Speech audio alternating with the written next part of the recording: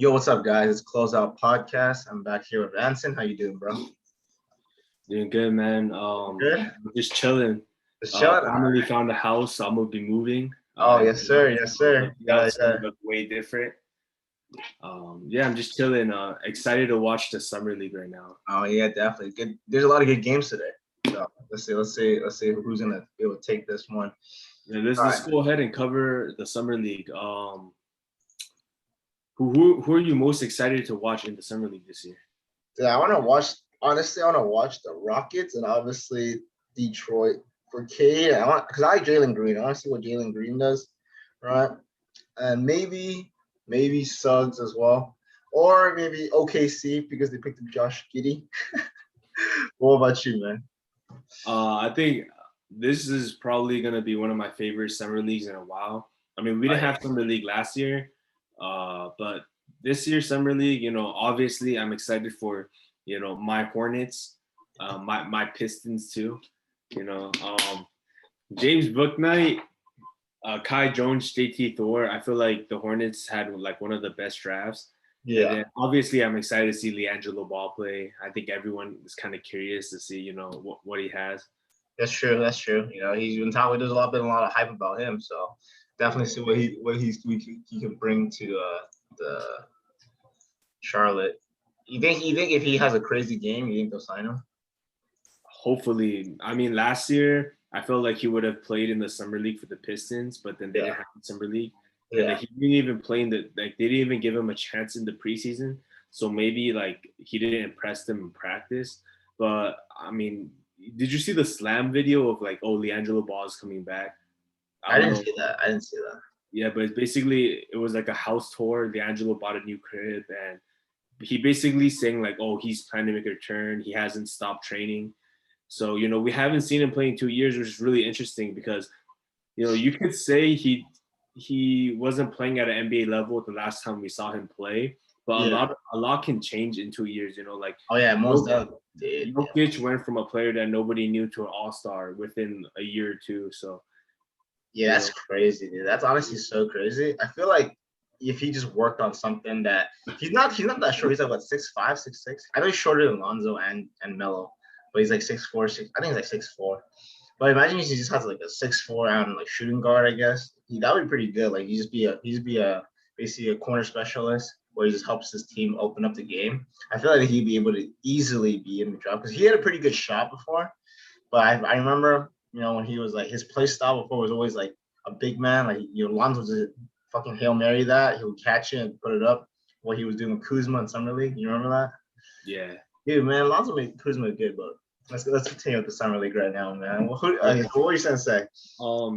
LiAngelo Ball, I saw an interview with the Hornets summer league coach, and he said that LiAngelo Ball actually dropped 13 pounds because, like you said, he was really heavy and relied on his strength, but it doesn't really translate well in the NBA because Yeah. obviously, like in Chino Hills and in those like the Hey, JBL, you're going against like scrawny white kids, bro. I say JBL league, JBA, what the fuck? JBL is a speaker. Anyway, um, LiAngelo Ball using his strength is not going to translate well in the NBA. Obviously, people are much taller, bigger, stronger, Yeah. but he actually lost a lot of weight so he could be quicker, like laterally, and actually play like a shooting guard. Yeah, that's good. And a lot of people say like out of the Ball brothers, he's the best shooter. Like he has the best shot form. We don't know if he's the best shooter because we haven't seen him play in a while. Yeah, I feel like his form is really solid though. Like he has like the most like normal. I'm gonna say normal. Fundamental shot. Yeah, LaMelo. LaMelo's like this, Lonzo's like Yeah, this. like what the fuck? Jello is just straight up. So Jello is a nice shot. That's why. But so as long as he could be like at least a average to above average 3-point shooter, I think he could be on like most teams, especially like a weaker team like the Hornets. They're not obviously I'm a Hornets fan, but they are a weaker team. So he could definitely be like a bench player. I think the biggest concern is just mostly just his defense probably because he is a little bit slow for a guard. Yeah, he's pretty like front heavy, so he literally can't keep up in front of a defender. I see him get blown by a lot of times. But another thing is that I feel like Jello, you know how Jello just seems like kind of quiet. I feel like he would play better with like one of the brothers, like either with Lonzo or LaMelo, because I feel like he kind of likes because in Chino Hills he was going crazy, right? Like with Lonzo and Lamelo, because it was only thumb three. Like it was like the big three for them. That was their trio, right? Like Jello would knock down corner threes, Lamelo would slash hit fucking half court, Lonzo would slash. But I feel like him playing in a new environment, like I know he went to the Pistons, signed like a 10-day contract or some shit, made like 100K, and he just like didn't even play, just made 100K, just sat on the bench. I'm like, bro, what the fuck? Is that finesse? Yeah, I'd be down for that. Pistons. I know, right? Like 10 days, dude. They signed 10 days for 100K, and he didn't even play like a single minute. So I was like, all right, well, fuck. But what I was saying is that I think Jello would play. Like honestly, I feel like he would play better with his brothers. Maybe that's why he wants to go to Charlotte and like kind of just have a G League there. Maybe play with Lamelo, and then I feel like he needs to get out of his comfort zone and like understand that like you're not always gonna be playing with your brother. You gotta like make a name for yourself. Because I feel like he kind of like I want to say he's like looked down on because there's three brothers, two of them are in NBA, and like no, he's definitely looked down on. Like on the internet, he probably gets the most hate. Like all the Bob brothers, like obviously they got hate because of like LeVar. Yeah, but, LeVar. like Lamelo and Lonzo kind of quieted that hate. Like Lonzo, it took him a couple years. Yeah. And then Lamelo took him a couple months, and LiAngelo, he's still getting hate. Like he still hasn't like kind of proven the haters wrong yet. So is like very exciting, like just to see him get that chance to like finally prove himself. Yeah, and today's the day. We'll definitely see what happens. He was definitely going down that like memed path. Exactly. That's what I was saying. Like everyone's like, Walker got a summer league contract, so shout out to Kyrie Walker. So yeah. We talked a lot about LiAngelo, but let's talk about some. Obviously the Hornets, the other pickups are very good. Like James Bouknight is probably. Oh yeah, James Bouknight, man. That man. Ooh. I feel like he's definitely gonna replace Terry Rozier because we don't know what Terry Rozier is gonna do after, because his contract is up next year. So everyone's gonna be offering Terry Rozier back the way he's improving. So, Bouknight's. He's when next in his rookie year, there's going to be a lot of scorers. Obviously, like he's going to be like a fourth or fifth option at best. Yeah, and that's not. He might not even be that because like I can just count with my hand how many players are going to be above him when it comes to like scoring priority. It's like obviously LaMelo, Rozier, Hayward, then like PJ Washington, maybe Miles Bridges is already above him right now. So yeah, in terms of scoring, but in the summer league. Looking at this roster, James Bouknight looks like the number one scoring option. That's just my prediction. He looks like the number one scoring option based on this roster. So, and then there's also going to be like veterans coming. I think Vernon Carey Jr. is going to play. Like we barely saw Vernon Carey in the NBA last year. He didn't get a lot of minutes, but we're finally going to get to see him play a little bit more. So yeah, I think the Hornets are really interesting. And then, like you said, the two teams you said, the first and second draft picks, Cade Cunningham, Jalen Green. I think they're facing off tomorrow, which is like going to be super fun to watch. Yeah, that'd be fucking lit. Yeah, but I saw someone say like Jalen Green has potential to become a 6'6" Allen Iverson. I don't know if you saw that one. Bro, fucking Kendrick Perkins said that. Oh yeah, Kendrick Perkins. Oh my lord. Oh my god, that guy was like, didn't he say like, oh yeah, USA and I gotta win gold? Yeah. I was like, bro, this guy, just stay retired, bro. Go to the beach in the fucking, I don't know, Caribbean and just chill, bro. Take your doo-doo opinions out of here, man. I saw Draymond. You think you were the one to send me that Draymond was like clowning Kendrick because he was like, he's ain't gonna win. He's not even gonna win silver. I was like, bro, stop the camera. On Katie's IG live, yeah. But anyways, going back to the G League, let's just not get off topic for this. It's like a 50-minute segment. There's a lot to talk about. Obviously, with the Pistons and the Rockets, I think the Pistons are gonna be one of the stronger teams in the G League. It might be we'll get to predictions later, but this might be my prediction. I haven't really thought about it yet, to be honest. But I mean, obviously they have the consensus number one best rookie, Cade Cunningham, and then they have all rookie teams like Sadiq Bey, who did really good in his rookie year, and then obviously Isaiah Stewart, another like they got two proven NBA level guys, and then they also have Killian Hayes, who have a lot of potential, but like his rookie year kind of got derailed by like injuries. And to be honest, like Killian Hayes was one of my favorite prospects coming into the draft, but he seems more like a project.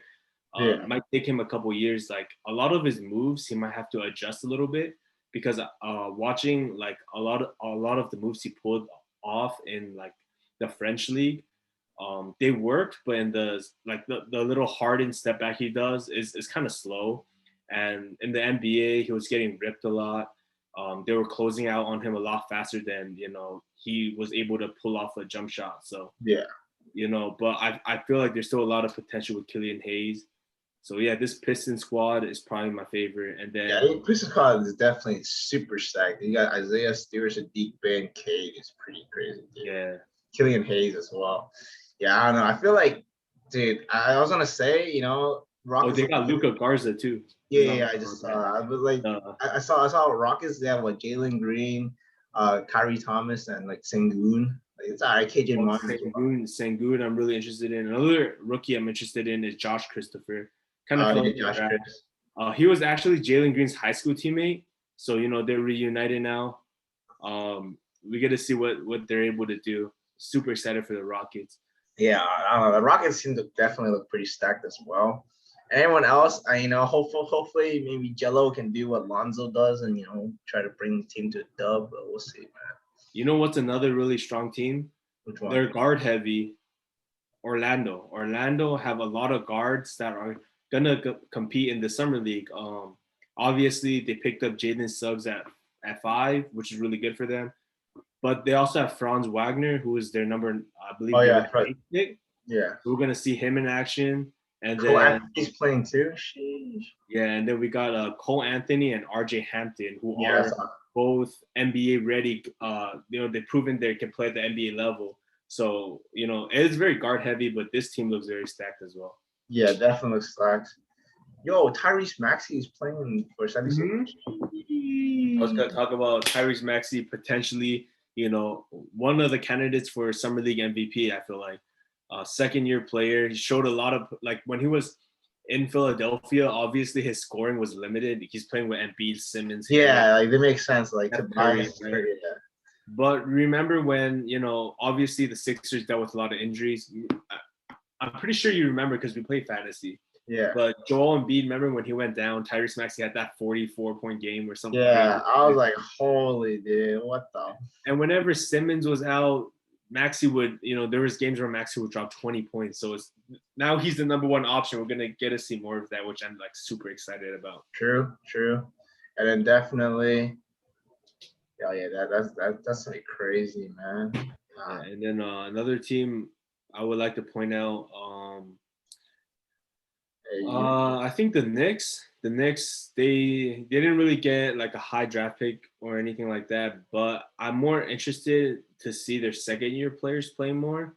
Obviously, Emmanuel Quickley, he's gonna get more time. He didn't get as much time, obviously, because they had Derrick Rose, Alfred Payton. But we're gonna see Emmanuel Quickley probably be the number one scoring option on this team, and then Obi Toppin, who I was pretty high on. Has a lot of potential. Playing again? Oh, okay. He didn't really get a lot of minutes throughout the year because Tom Thibodeau doesn't like playing rookies that much. And he's playing power forward. They have Julius Randle, so yeah, that's true. But we're gonna see more of Obi Toppin, which I'm really excited about. Is there any other teams that you're kind of excited about to watch? Yeah, I kind of want to watch Raptors because they have Precious Achiuwa now, and Scotty Barnes is playing for him along with. Dude, I wanna see the Raptors prove me wrong, man. Why take Scotty Barnes over Jalen Suggs? Let's find out, man. Let's find out. Yeah, let's find out, man. Let's see what we can do.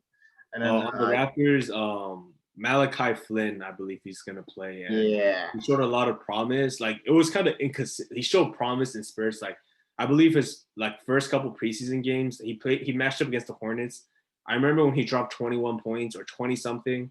And then LaMelo didn't score, and everyone was saying Malachi Flynn's better than LaMelo Ball. Oh yeah, y'all were crazy for that, but I still feel like Malachi Flynn could be like a pretty good role player next year. Yeah, he'll be pretty good in the future, like probably like a good scoring just a scoring plug off the bench. But yeah, Malachi Flynn, Scotty Barnes, and Preston Achua is going to be playing too. So Yeah, that's why I said Preston Achua is gonna be crazy. So Raptors, we'll see what they can do. But I think that's kind of what I'm expecting. Obviously, Golden State Warriors, well, Kuminga with Moody is they look insane. really good. Moody's insane, and Gary Payne too. Oh my God, Gary Payne. Oh, Gary Payne Jr. Yeah. Yeah, Gary Payne, Kuminga, and Moody, bro, that's a pretty stacked team. Those three had a pretty good debut against. But what the fuck? Gary Payne's 28. This guy's literally an NBA player. This guy's cheating.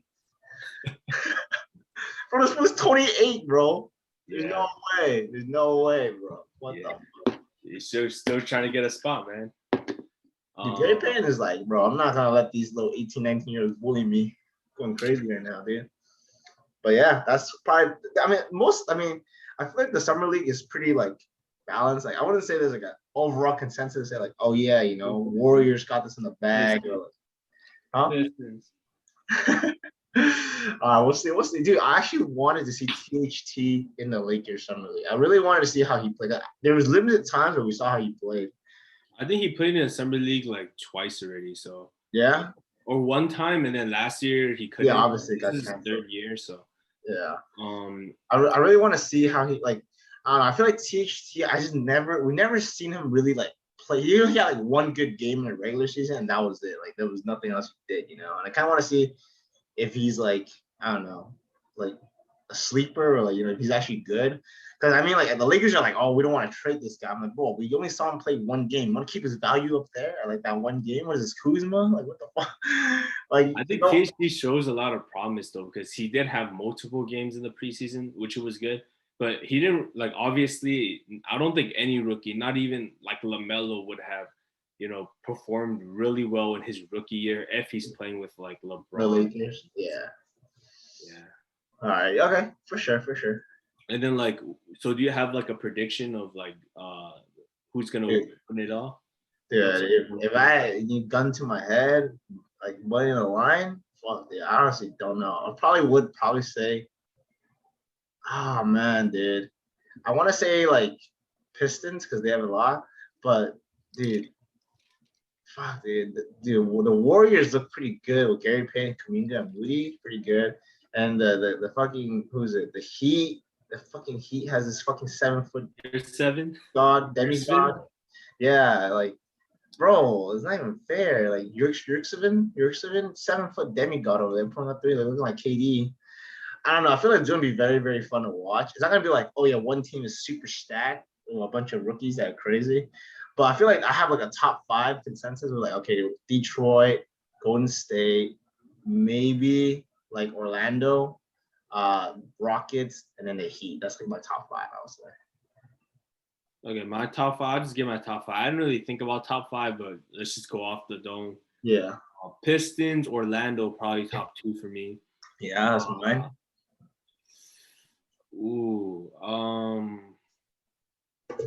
This is hard. I think possibly the Nuggets. Nuggets. Okay, maybe not the Nuggets, but I just like Bobo and Marcus Howard. Okay, Bobo is 7-2. Okay, that guy's a fucking cheat code, bro.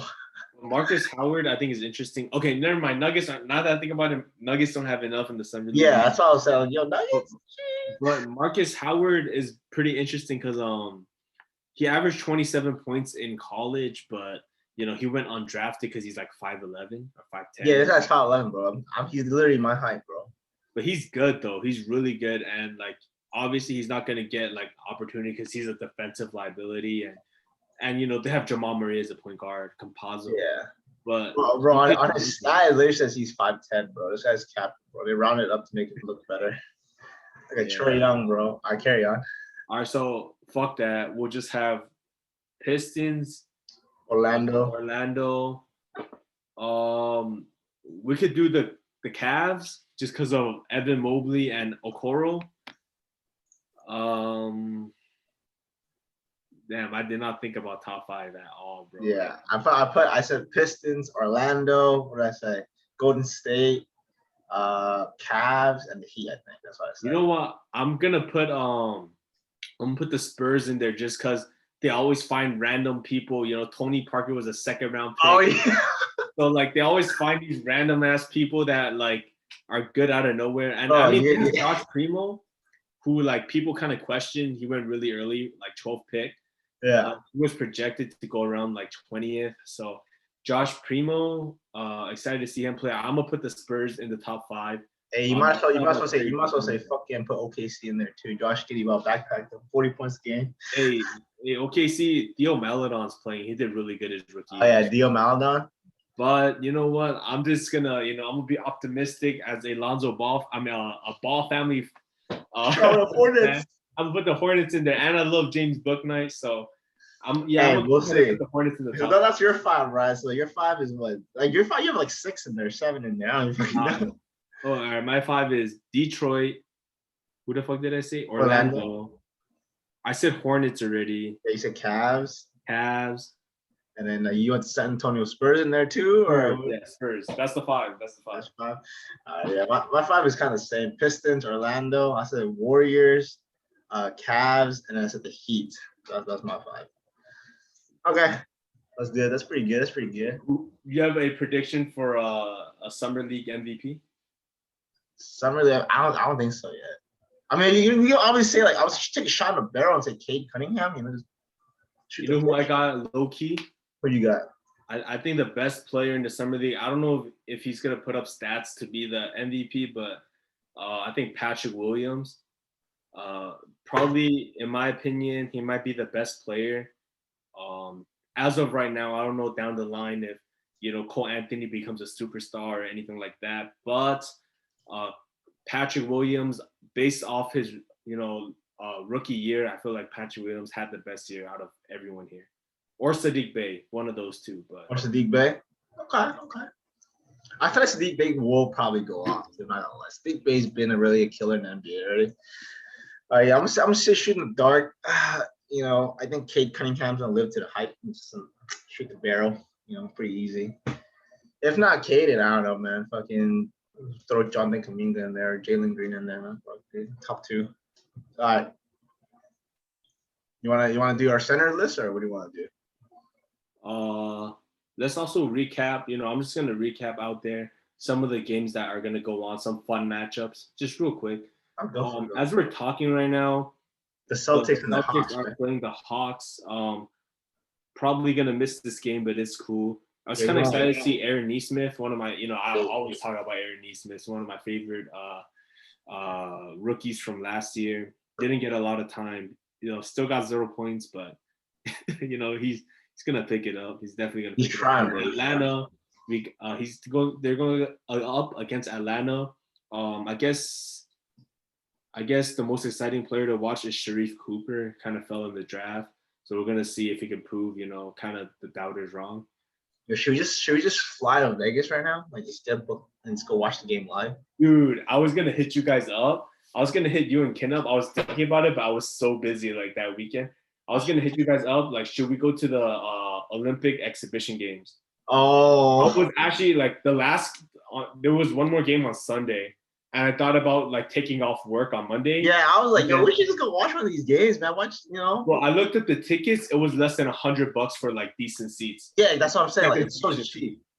So I was thinking about like, yo, you trying to just make a Vegas trip? Let's book an Airbnb. This could be our little summer trip. Go to Vegas, because Olympics once every 4 years. We're never gonna see. The next year will be 24, bro. Or like 25, I guess for you guys. But I'm 24. And the exhibition game is in Las Vegas. Like, yeah, that's what I'm saying. It's literally right there. We should. Maybe next year they're gonna have it in fucking Madison Square Garden. We're not going that far. So and maybe fucking fly out there. Be like, yo, watch my boy LaMelo Ball. Hey, LaMelo Ball on Olympics. What's up? 2028 Olympics is in LA, I believe. So. Oh, is it 2020? Oh, 2028? Yeah, we're 20. We got a little bit more money, Yeah, so. yeah. I'm going to courtside seats, bro. I'm gonna pull up the whatever new artist is. Fucking little keyboard or whatever his name's gonna be, dude. All right, so we're gonna talk about our top 10 centers in the NBA right now. All right, you ready? You got your list ready? Shit. All right, bet. You got your list? How do you want to do this? You want to go first? Or you want me to go first? I could go first. I'm gonna just give an honorable mention some of the centers that didn't make my list, right outside of the top 10. You don't have to, but I went ahead and did it anyways. Yeah. I wanted to show Jared Allen some love, just outside of my list. Obviously, one of your favorite centers. Miles Turner, one of my favorite centers. He didn't make my list either. And Steven Adams. Steven Adams is a very Yeah, solid. I'm definitely very solid. I feel like he could be very impactful if he's on the right team, but the Pelicans just wasn't the team for him. So, Yeah.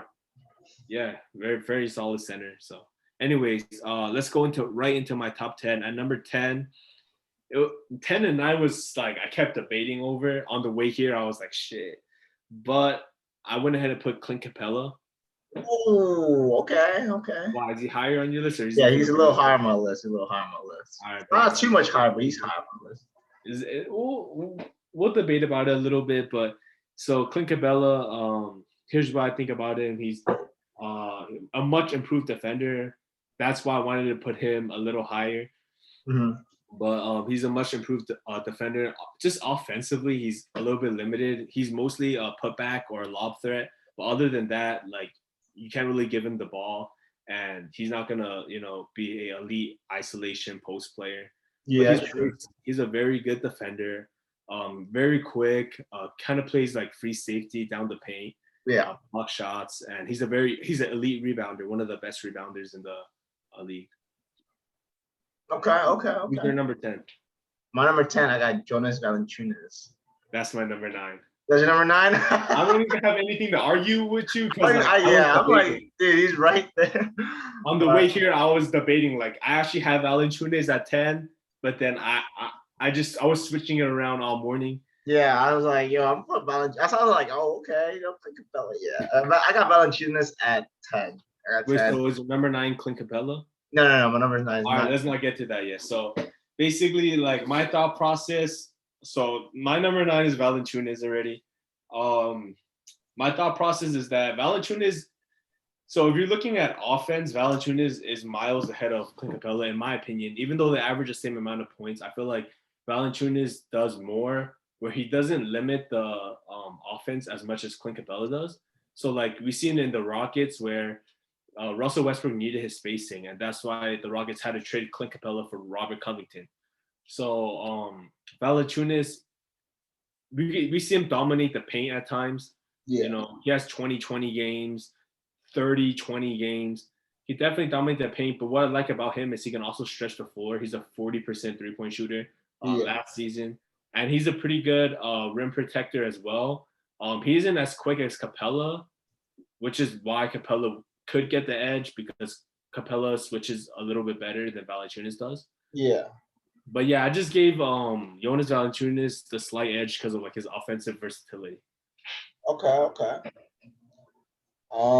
Yeah, I kind of agree. I just decided Jonas Valanciunas was decent. I feel like he's pretty good, but I just feel like there's just better room as a big man. I just feel like there's like I'm not gonna say like we don't need the big man to be doing too much, but putting up double doubles is pretty insane. Like double point, double rebound. As a big man, I feel like that's like the standard. Like, okay, you kind of need to do that to like kind of like succeed as a big man. But I just feel like running plays off him I feel like he's more of a, like, he'll score first, like, for himself, compared to, like, Clint Capella, where teammates alley-oop it to him, or like he passes it up because he doesn't really. Honestly, he doesn't have really a post game, but his post game is pretty weak for Clint, I guess, as like a big man. But yeah, I put Jonas Valanciunas as my number 10 pick. All right. So who's your number 9 then? Because I already gave up my number 9. Yeah, my number 9. Our list is different already if you don't have Clint at number 9. So. Yeah, mine is not Clint at number 9. Number 9, I feel like I might be biased because he was injured for most of the season. It's Christian Wood. I listed him as a power forward. I didn't even have him in my list. Oh, really? Basketball Reference, he's a center, but yeah. So I'll tell you where I would put Christian Wood. Okay. He's probably gonna be in my power forward list when we get that done. Oh, okay. Yeah, I put him as a center because I kind of assumed he played center, because I was like, okay, you play center. Like, who else was in fucking Kelly? Yeah, you're not wrong. He did play center this year. It's just that, like, every single year he's played power forward, and then next season I kind of expect him to play power forward, but That's true. I see that. You he know, has Sengun, so I don't know, but yeah, Christian Wood is a pretty good pick. that's my Yeah, number I nine. should say because he's not in my list, but he's definitely above Valanciunas and Clint Capella, so I agree with you. Yeah, I feel like well, I have Clint pretty like not pretty high, but he's like a little ahead. But yeah, I put Christian Wood just because he was doing really really good until his injury.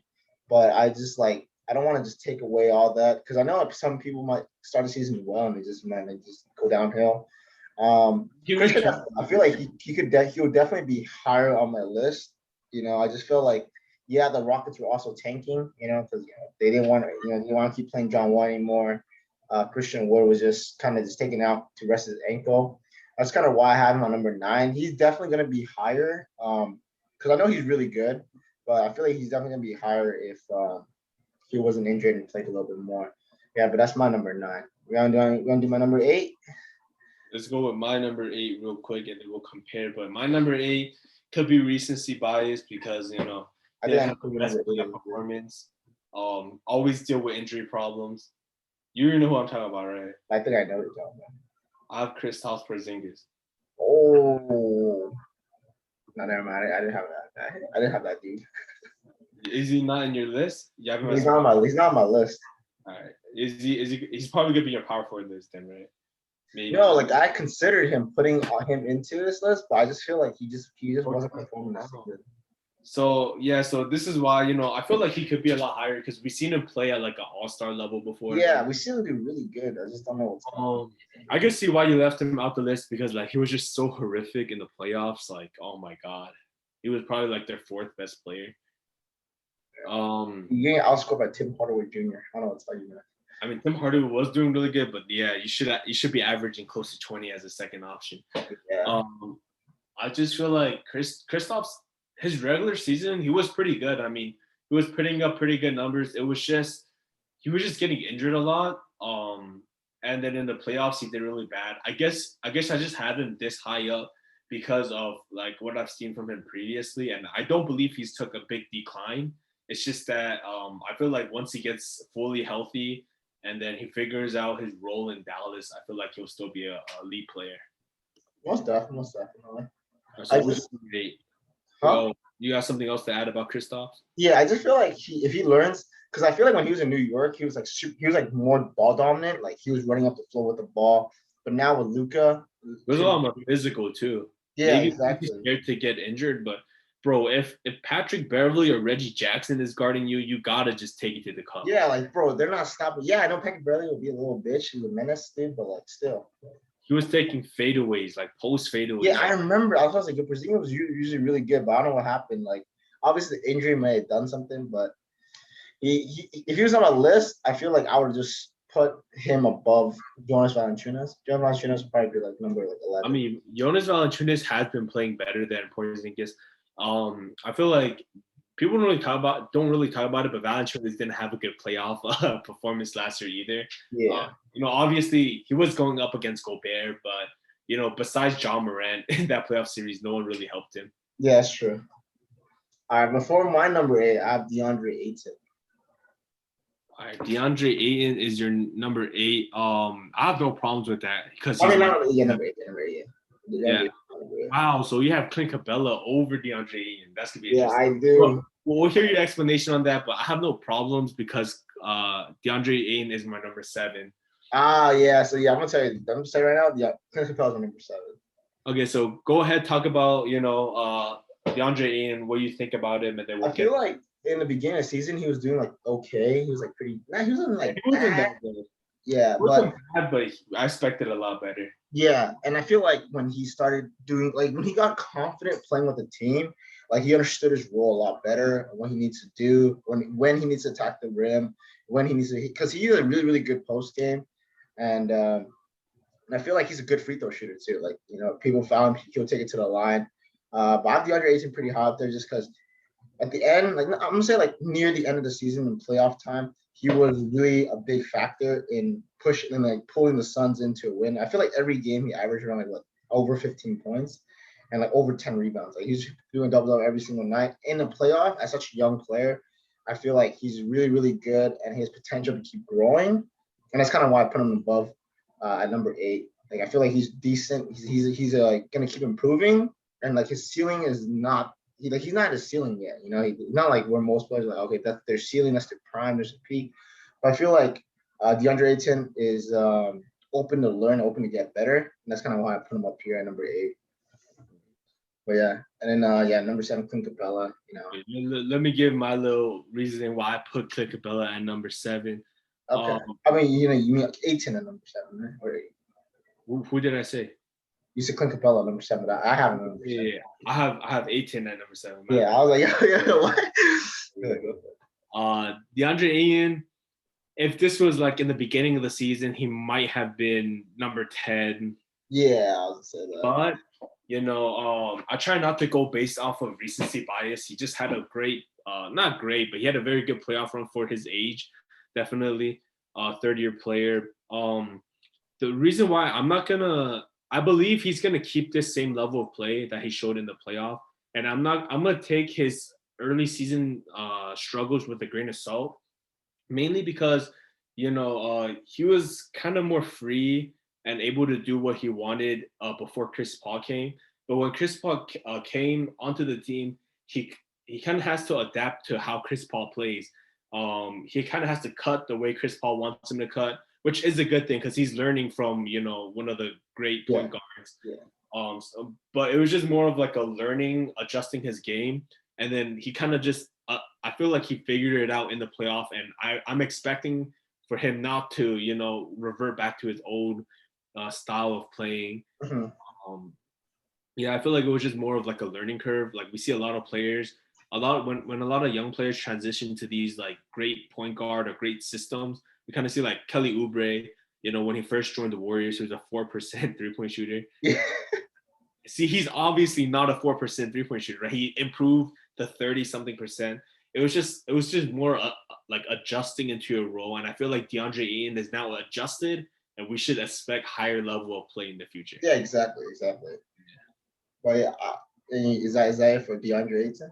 Yeah, go ahead. Let me know why Clint Capella is above these guys. I mean, obviously, I put Clint Capella above DeAndre Ayton and above Christian Valanciunas just because the Hawks had a great run. I'm just saying the Hawks had a great fucking run. Taking out Julius Randle and taking out Joel Embiid with just Trae Young and Clint Capella. I feel like Clint Capella did extremely, extremely well playing in that pressure, especially when you're going against, Joel Embiid, who is on top of my list, right? Literally on top of my list. And in beating him just shows me that Clint Capella can and will do better, like can perform to that level, right? Like he had a lot of time where he blocked Joel Embiid, posted him up, even dunked on him. Like I was like, yo, this guy look like fucking Shaq out here. Like what the hell is he doing? Like, this guy's insane, right? And I just see that I mean, obviously there might be some recency bias, but I said overall, like in the season, like what he averaged about 15, and he averaged a league best of 14 rebounds and 2 blocks a game, that means like he's good defensively and he performed well offensively. And I feel like he fits the play style, even back when the Rockets day, like when he was with James Harden, he was like that lob threat, like he was that, if you double Harden, you're going to get dumped. Like you're going to give a big man easy way in, right? Like you can't double. And I feel like that Clint Capella played a really, really good role in allowing for Trae to keep dropping 35, 40 points a night to basically bring the Hawks to, to beat Knicks and the 76ers. I feel like this just shows me that, Capella did really, really good in this run. I mean, obviously they lost, to the Bucks, but like it's Giannis, but you can't do anything about that. But yeah, that's kind of the reason why I feel like Capella really, really like solidified his role. It wasn't just like, oh, he did well in the Rockets because he was playing with James Harden. But he's shown that he can play well with Trae Young, who's the villain of the league. Everyone doesn't like him for some reason. This guy's cool as fuck. But I feel like Clint Capella shows that him and Trae Young can actually do something. I mean, obviously I'm not take fucking credit away from like John Collins and like fucking the other dudes, but Bogdanovich. Yeah, Bogdanovich. Yeah, that's his name. I forgot his name. Bogdanovich. Yeah. But I feel like Clint Capella really established himself as hey, I'm a top 10 center of this league. I can and will like take it in if I need to, and that's kind of why it's have Clint Capella up there. I mean, he didn't just start bad. He did well overall and continue to do well even in the playoffs, and that's kind of why I kind of picked him over DeAndre Ayton because he was able to do all this, you know, with just Trae Young and Bogdanovich, John Collins. DeAndre Ayton, in my opinion, he had Chris Paul, Devin Booker that really, really helped shape him and actually grow and help him score. But I feel like Trae Young and Clint Capella and who's the next player, Bogdanovich, John Collins. I feel like it shows a lot that what the big man can do in the paint, and that's kind of why I have Capella at number 7 for me. Yeah, for me, I think Clint Capella is probably like the best center role player. But the reason why I have like those guys ahead of him is because like let's see who let me find my list again. Okay, so I had Ayton, Porzingis, Jonas. So those guys are above him for me. You're right though. Clint Capella is better at being that role player, and we're seeing Kristaps really struggle being a role player. Yeah, exactly. But these guys, they're still role players, but we've seen glimpses where they can be the scoring option. They could be the first or second scoring option. I feel like in the Hawks, although Clint Capella does get points, you're not running your offense. Yeah, to him. Yeah. And he kind of needs like someone to set him up. And you did bring up a point where like, oh, he did well with Rockets and it transitioned well to the Hawks, but it's also because Trae Young and James Harden play style is not too much different. Yeah, it's not too much different. They're both step back shooters, and that if you get up on them too close, they'll drive and do a floater or take it in, and if you double, they'll lob it up to Capella. So yeah, I mean, it's not too much different. But I feel like if Clint Capella has that person to set him up, the reason why I just have those guys above him is because I feel like those guys are a little bit more versatile. So if they have more scoring options basically, right? There's not that many Trae Young and James Hardens in the league. So if Clint Capella goes on another team, I feel like Jonas Valanciunas or Porzingis or Ayton might have they've shown that they can adjust to other play styles. Like we've seen DeAndre Ayton before having Chris Paul on the team, he was still averaging like 18, 19. He definitely improved. Like I feel like he learned to be more of a role player than like a second scoring option. Exactly. But that's why I have Ayton above Clint Capella because I feel like he's kind of like figured out how to be both a scoring option and like a role player. Yeah, most definitely. Yeah, definitely Ayton. But also I put Capella in. I just swapped Clint and Ayton like literally like 10 minutes before the podcast. I was like, yo, I'm just swapping real quick. I put Clint Capella above Ayton just because, little, I guess a little hindsight, hindsight bias of what he did in the playoffs. Right. Ayton obviously did really well, but I just felt like they're just right there neck and neck. But yeah, that's probably it. And what's your number 6? I'm gonna take a shot at dark. I'm saying number 6 is Bam. No, it's not. Oh my God! All right, go for it. Bam's in my top 5. So, okay. So number 6, might be controversial. I swear, like I don't listen to the internet hate. Obviously, like people hate Simmons right now, and people hate Gobert. Right? Gobert's number 6 for me. Gobert's an all-star. Many people have him. Some people might even have him top 3, but I do have him number 6. I feel like he's obviously probably the best defender we've seen in the past since prime Dwight Howard. Yeah, I agree. Maybe even better than that. He's 3-time defensive player of the year. It's just he limits the offense by clogging up the paint because he can't stretch the floor. And it's not like you can really you can't run an offense through Gobert either because he's not that proficient in the post. His only scoring option is the lob threat. And then defensively, he's obviously, stats don't lie when you see the defensive plus minus, leads the league in defensive win shares as well. But we kind of see like in the playoffs, he's been, it isn't the first time he was exposed in the playoffs. In the playoff basketball is a lot different from regular season. Regular season, players just kind of go through the motion, and these young players try hard, obviously, to prove themselves. In the playoff, everything's a lot more methodical.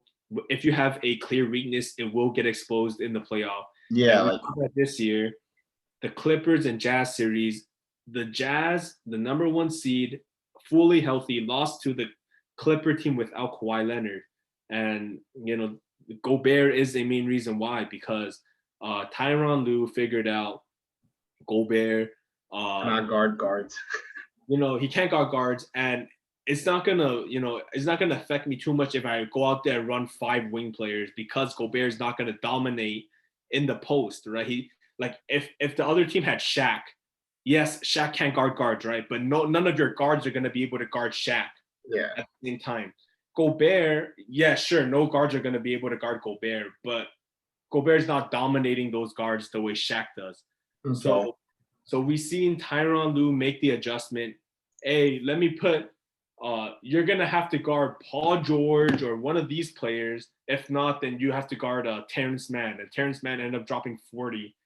And mainly because you can't guard guards. Terrence Mann was getting open jump shots, and then he was hitting open threes. Gobert stepped up, and then he just got sauced. So, it's mainly the defensive versatility. Yeah. Limits him on defense, which he's good at, but he was exposed on defense. Yeah. And we've seen this 2 years ago, the Jazz versus Rockets series. I'm not gonna, I am gonna take it with a grain of salt because it was James Harden. Like, every center is gonna get crossed over by James Harden, but it was so effortless. Like, James Harden literally ran a pick and roll to get. I remember. Yeah, I remember that. And then it was every possession, James Harden just, you're too far. Now you're too close. Let me just run by you. Yeah. So, like I said, there's no center that's going to keep up with James Harden that well. Maybe Bam's going to do the best he can, but I mean, it was just so easy for Harden to do that. And that's why I have, Gobert at 6. People expect him higher, but limited on offense, and then defensively, where he's really good at, it's kind of, the value of his defense is kind of dropping for me just because of his versatility and his obvious weaknesses. Yeah, okay, I see that. Who do you have at 6? I have Bam at 6. Bam, all right, cool. Yeah. So go ahead, talk about Bam, and tell me why you think Gobert is better than Bam. I'll give you the opposite. Yeah, I have Gobert above Bam, of course, but I just feel. I feel like I don't want to say it's like, because Bam, he was a very, very dominant defender, and like he could run offense really well. I obviously put him, above all the other dudes, but I put him below Gobert just because I feel like, I know Bam made all defensive team as well. He did really well, but I just feel like Bam's play style like shines with the Heat. Like, how like the Heat, you agree with that, right? Yeah. I just feel like he shines with the Heat, but I feel like I wouldn't say he's like a liability, but more so like I feel like he's just an average center, in my opinion. He's just an average center, but he knows his role, he knows what he needs to do. Like there's a lot of times where the Heat need a bucket.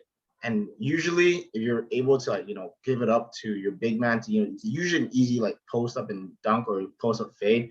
I just feel like Bam kind of struggled after the season, after the bubble, to do that. I know in the bubble he was going crazy, like he was hitting fadeaways on like on the centers and stuff. But in the season, I feel like he just was not performing to his peak. I'm not sure if he was injured. Was he injured? He get injured? He had some injuries, but he didn't have any major injuries. Yeah, no major injuries. That's why I was kind of surprised, because I honestly thought the Heat was gonna, I want to say he's gonna beat the Bucks again, but I feel like the Heat just wasn't able to put up a fight because of Bam. Like Jimmy Butler did everything he could. I know he averaged. Jimmy Butler sucked. I know, but yeah, Jimmy Butler did what he could, but. I don't know. Jimmy Butler averaging a triple double when you is like pretty crazy compared to like, okay, you have a big man, which is Bam, like you're supposed to grab the offensive boards, even the defensive boards, but he just wasn't able to do it. Obviously, because he's against Giannis, but there's a lot of times where I feel like Bam should have excelled, like when he's playing against like easier centers that he can bully with his little jumper. Because I feel like he's a pretty good jump shooter as a center. Like he has a little mid range, but I feel like he just didn't perform to where I kind of expected him to, and that's kind of why. Like, it could be hindsight. Like I said, I do have a lot of like recency bias for these guys, but and I just hope it's not like a slump. So, but I do have Bam at 6. That's where my Bam is at. Bro, I have Bam, higher. This is why I think Bam better than Gobert though. Defensively, Gobert is the better regular season defender. Fair In the enough. playoffs, Bam, he's not as good as a rim protector as Gobert is. Gobert alters shot better, but Bam is still up there as one of the best. So you're giving up a little bit of rim protection, but you're getting defensive versatility, so for me, I would take Bam over Gobert on defense, right? Yeah, I could understand. Obviously you would say playoffs games worth more than regular season. I just see Yeah, that. I mean, it might sound crazy because like he's the 3-time defensive player of the year, but defensive player of the year is a regular season award, and we've seen Bam defensive impact in the playoff is pretty good. Yeah. Offensively, you mentioned that Bam is kind of average. In my opinion, I think Gobert is less than average.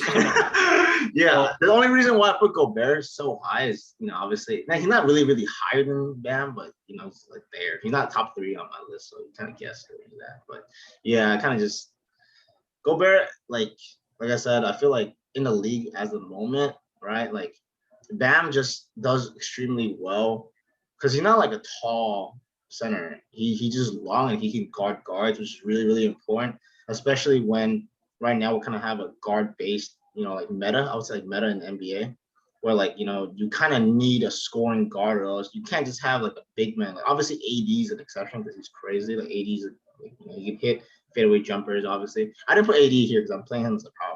Yeah. But yeah, in my opinion, I feel like Bam just does well, but I feel like there are times where he just couldn't perform when he needed to. Like I know like Gobert tried, like obviously Terrence Mann dropped 40 on his head. I'm not gonna say like he fucking sucks, but like Gobert, I don't know. I put him a little higher than Bam just because he could have some recency bias. Like yeah, I know he sucked during the fucking Clippers and Jazz, but I mean both centers kind of sucked in the playoff. Like Bam wasn't doing that either. So but yeah, that's kind of how I have Bam at 6 though. Another reason though, like I noticed you also mentioned like Bam's kind of like he's only you didn't say he's only successful, but like he benefits from being in that Heat system.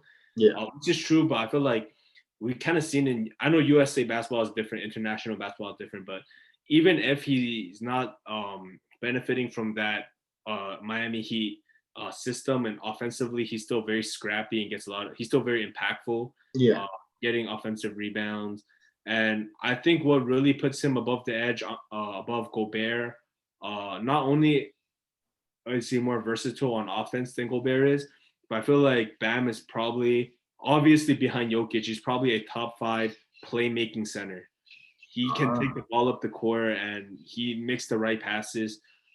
I can't really say the same about that for Gobert.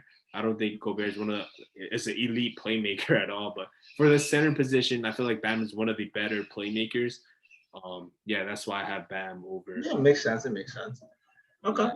So but Bam is not number 5 for me either. That's crazy, right? That's crazy. He's number 4. So yeah, I assume he'd be number 4. Basically, me and you have Gobert and Bam swap. I know who your number 5. I'm assuming your number 5 is from the Chicago Bulls, or no? Yep. I have Vucevic. Yeah, same here.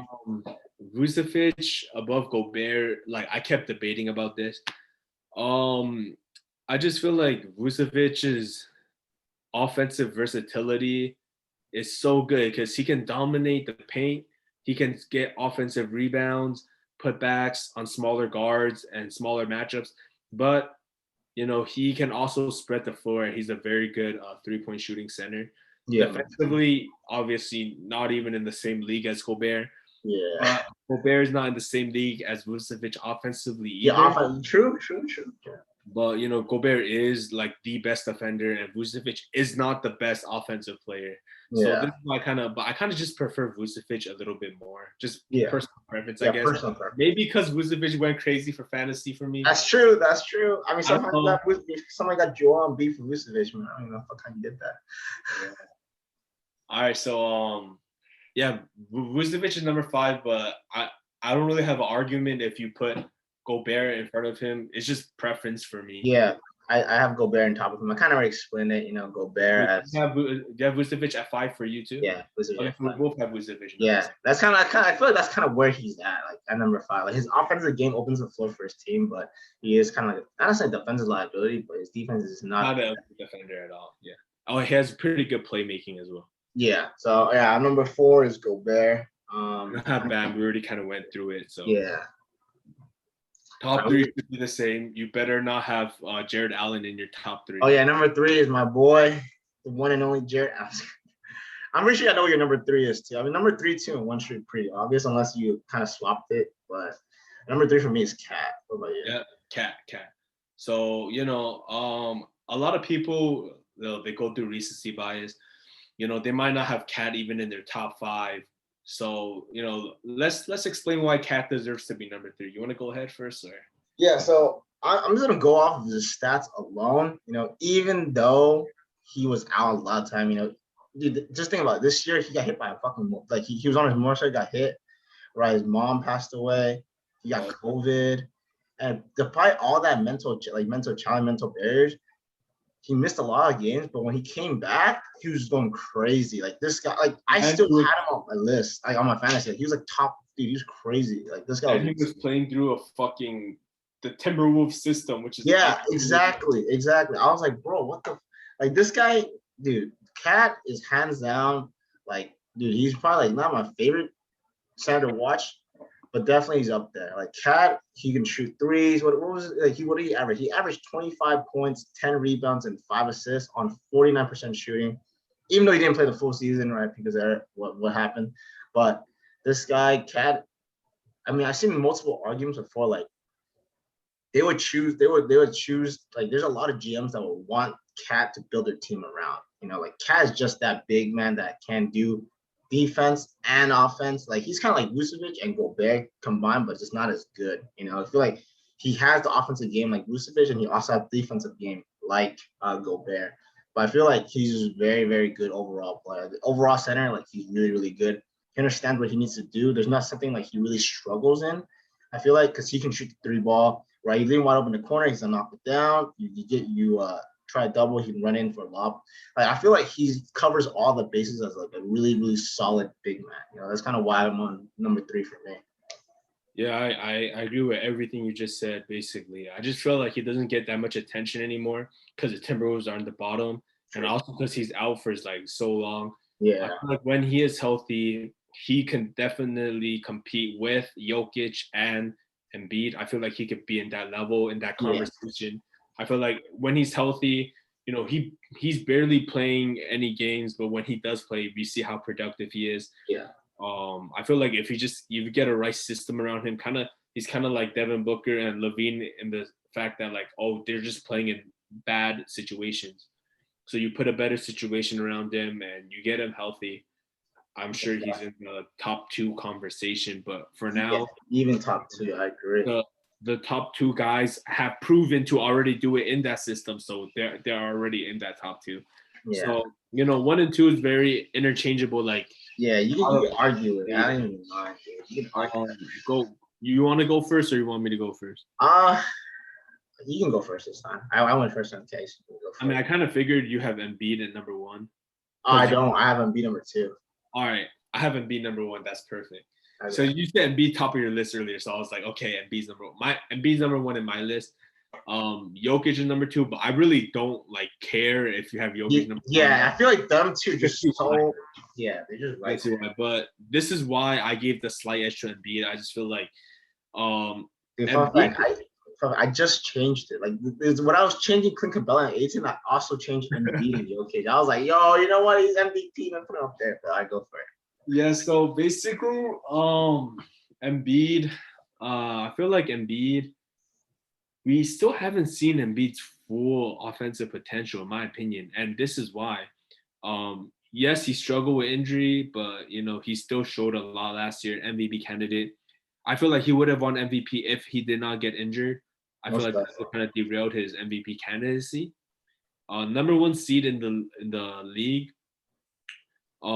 He just hasn't been able to play to his preference, mainly because Ben Simmons. doesn't take 3-point shots, and I always mention this, but in an interview, they asked about Embiid's 3-point shooting and why he practices it. And Embiid said, "Oh, I know I don't even like shooting threes at all. Like I like just going in and dominating, but I shoot threes because the offense needs it." So he's kind of playing outside of his comfort zone, and we're already seeing this MVP candidate, outside his comfort zone, exactly. Outside of his comfort zone, kind of adjusting. Jokic is obviously the better playmaker, but I think Embiid, is, he's first team all defense, or is he first team or second? I believe he was first team this year. First team all defense. So he's first team all defense. Jokic, he's not that great defensively. Obviously, miles ahead of Embiid in terms of playmaking. So I'll just cancel those two out. But we've seen Jokic like in a pick and roll. They try to get the switch on Jokic, and they just kind of give him a hezzy and blow by him every time. Mm-hmm. So B-Ball Breakdown make a video about that. Like, that's one of the reasons why they picked up Aaron Gordon, because Aaron Gordon is very quick. He's going to guard the 4, so he's going to be down in the block most of the time, kind of recover and help Jokic. Yeah. That's why they kind of picked up Aaron Gordon.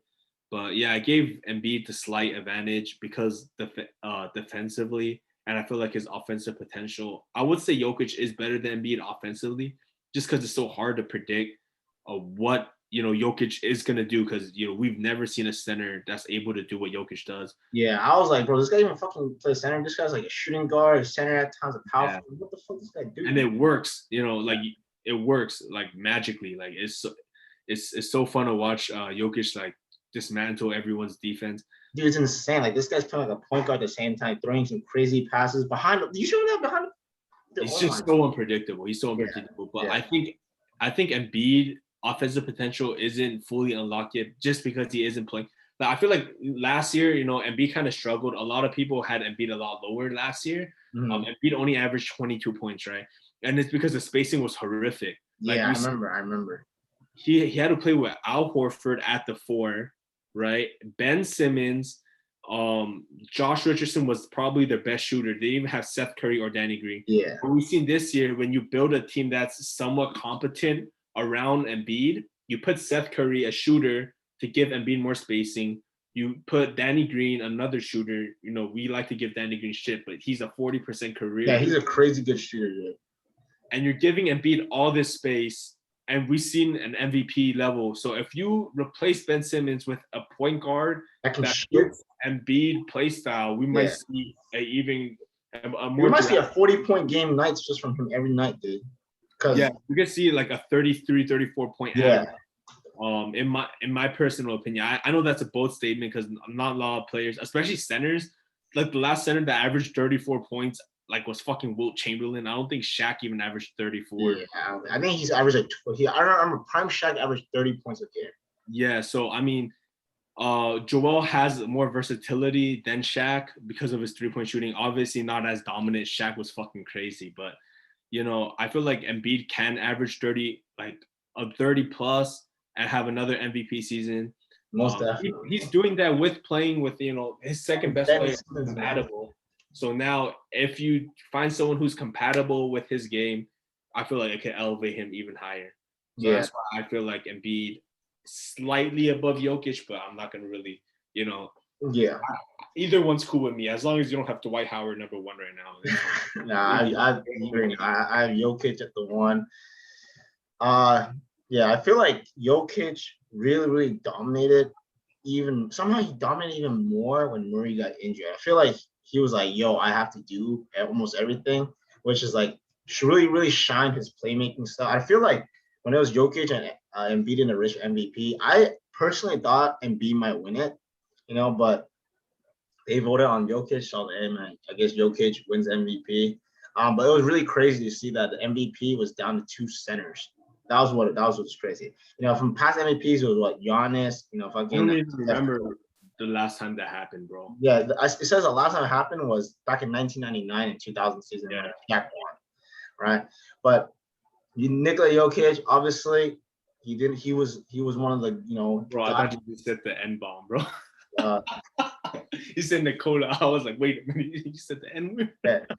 Nikola Jokic, right? He was he was lucky to be blessed. Not lucky to. He was. I mean, obviously not gonna win. He's blessed to have been able to play every single game of the season. Did not get injured at all.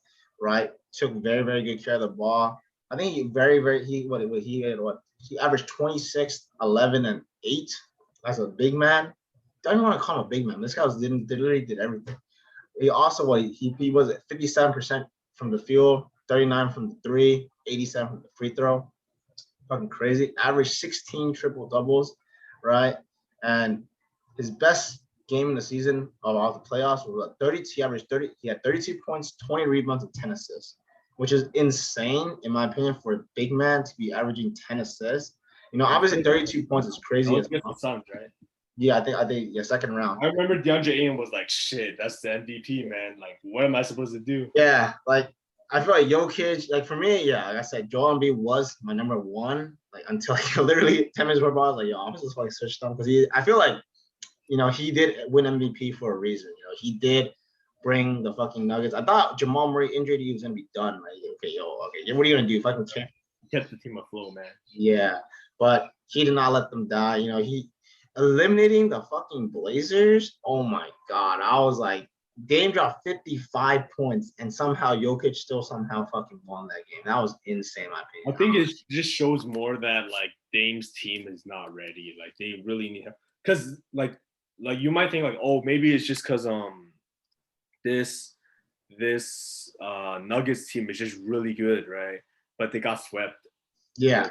So I mean, I'm not discrediting the Nuggets for beating the Blazers, but it just shows that the Blazers really need help because they need help. They've been at we talked about they've been at the 7th, 8th seed the entire fucking time. Like what? We need some changes, right? But yeah, MVP Nikola Jokic as my number one top best center in the NBA at the moment. Right neck and neck with Joel Embiid, but yeah, crazy, dude, crazy. Man, I really thought Joel Embiid would be MVP, but it doesn't matter, man. Yep.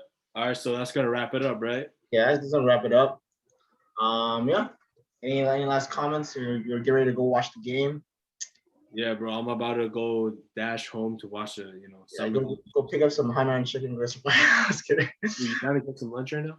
Yeah, I'm down. All right, let's wrap this up and then we'll talk. Yeah, we'll go grab some lunch. We'll discuss more, and then you guys will expect what we got for our next podcast. Stay tuned. All right, for sure. Let us know if you have, Mason Plumlee in your top 10 or anything. Don't say that, bro. If you have Mason Plumlee in your top 10 and you post on the comments, I'm blocking you. Hey, if you have any disagreements, let us know though. Like, love to hear it. I swear to God, one of you guys like, yo, Rudy Gobert number 1 on my list. That guy MVP, bro. Yeah, let us know if you got any like disagreements, and then stay tuned. We got power forward, small forward, shooting guard, point guard, coming up in the next couple weeks or so. So yeah, you guys take care. You guys have a good time. Hope you guys enjoy the summer league, and let's get some lunch, Anthony. All right, peace.